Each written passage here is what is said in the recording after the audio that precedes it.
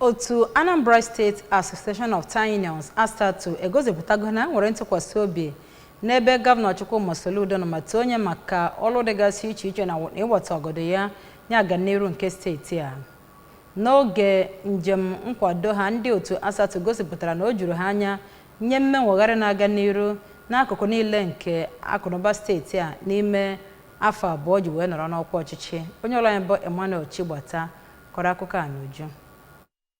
Ya bụ njem bụ nke malitere na Ikweme Square bụ nke a garuru wee ruo Aroma wee na steeti secretariat nke dị n'Ọka. N'okwu ya na ya bụ mmemme, ọtụtụ ndị mmadụ bugasịrị akwụkwọ nke dere ihe n'iji kelee akanachi steeti a maka ọrụ ọma nke ọlụ na steeti a n'afọ na-abụ o jiri banye n'ọchịchị. N'okwu ya ka onye bụ national president nke Asatọ bụ Barrister Titus Akpudo kelere akanachi steeti a maka usoro ọchịchị ya ma kọwaa na ọ rụpụtago ọtụtụ ọrụ na steeti a. Ọ yọrọ ya bụ gọvanọ ka ọ debanye aha ndị Nigerian Hunter and Forest Security Service ka ha sonyere ndị Anambra State Security Apparatus n'iji wee fụ na enweghị ezi ọnọdụ nchekwa bụ nke emebilagara. Onye bụ onye isi Asatọ na mpaghara ụmụ nwaanyị bụ Odoziakụ Ifeọma Ọkarụ tinyekwere ọdaakwụkwọ bụ Lady Njide Anụsị mere ka amata na akanachi steeti a ma etu esi eweta udo nakwa ezi mmepe ma kwee nkwa ị na-akwado ya. Onye bụ Asatọ Youth Leader bụ Maazị Ken Okoli kelere Gọvanọ Soludo maka ịgba ndị ntorobịa ume site n'ọtụtụ ọrụ nke ọ wepụtagoro.